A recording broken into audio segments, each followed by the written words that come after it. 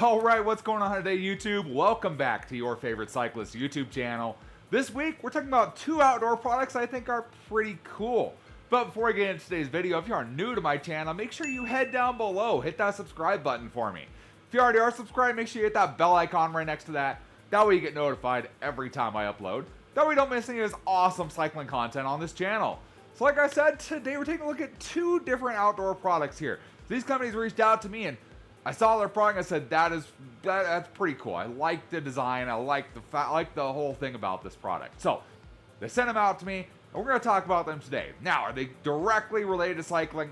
Not completely. They're not directly related to cycling. However, as we talk about them, you'll see that they do have some factors that kind of go into cycling and mountain biking and gravel cycling, riding at night, all that kind of stuff kind of goes all into those different factors, and that's why I decided to show them to you guys on this channel. So, let's go ahead and look at the first one here. So first up, we got this product here. This is from the guys at Good AAA.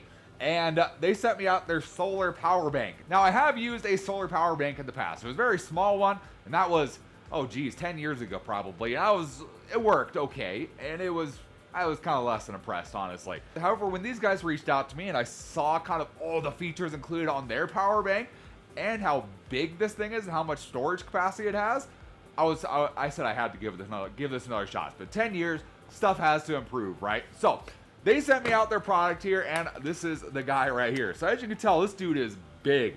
This thing is, it's giant. So capacity on this guy, it is 45,800 milliamp hours. That is a huge power bank.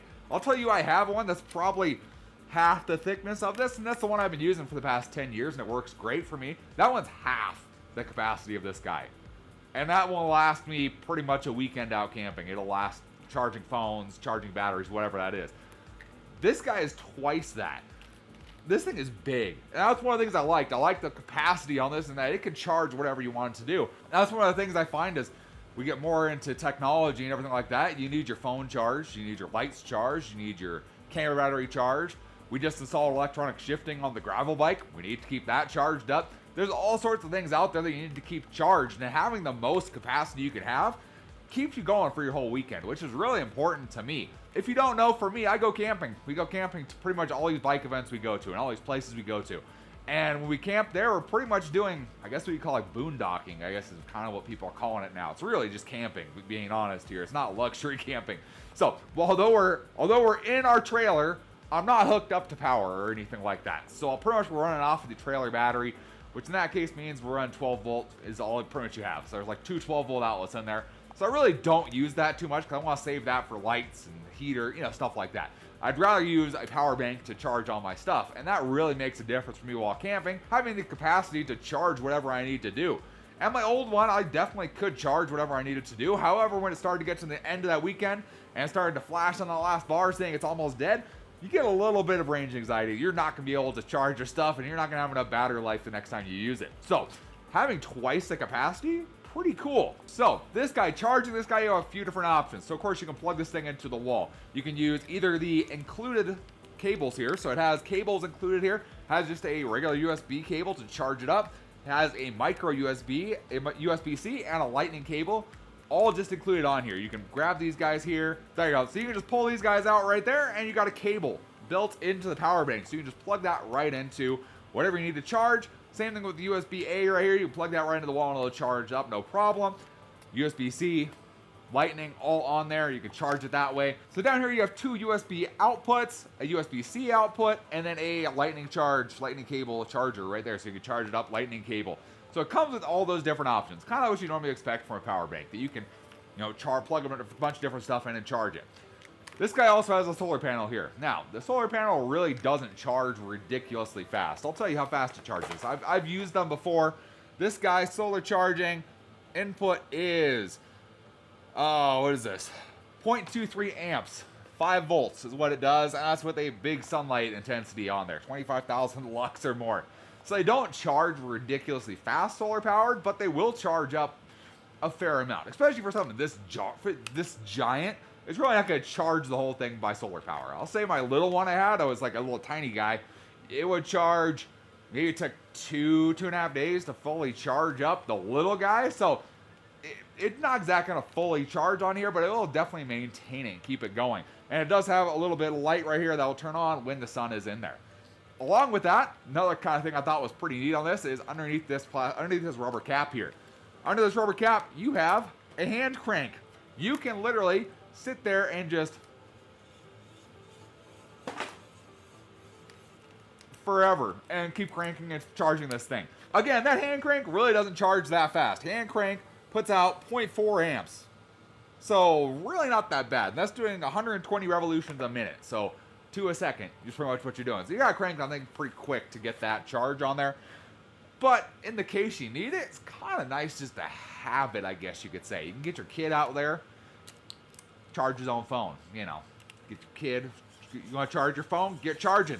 You can crank that sucker to life. And it does charge. You can see the little blue light there. It is flashing, so it does charge. I can say I have not fully charged it either way. I've only plugged it into the wall, and I've used it that way because I'm not taking forever to charge this thing up. So it works those ways there. Has a compass on the side. Survival thing. You know, the compass definitely does work. You have to kind of get it balanced right because it does kind of lean over, but that's definitely north the way it's pointing there. Other than that, it does have lights built in. So if we push and hold here, you got some lights that turn on. Pretty bright, jeez. They got some lights that will do that. They'll flash as well, and it'll do a really quick SOS flash. Pretty neat. Has all those lights on there. Has the clip to clip it on whatever you need to clip it on. And then for all you guys with wireless charging, it also has the capabilities to do wireless charging on here. So it has a wireless charging pad right here, as well as a little light that'll kick on for wireless charging. It pretty much has everything you need to charge your stuff while you're out and about, whether you have access to power or not. Pretty nice, and it's going to last you a long time. I can say I've charged my phone, I think 4 or 5 times off of this guy, and it's still full battery. Yep, still 4 bars. So hasn't gone down at all. I'm ultimately pretty happy with it. I think it's a pretty neat product. Honestly, not ridiculously heavy either. I don't know if it gives a weight or anything, but there you go. It gives a weight, 21 ounces. So it's really not, for a battery bank, it's really not that heavy. It's not bad. It's something that's going to be coming around with me on all our adventures this year.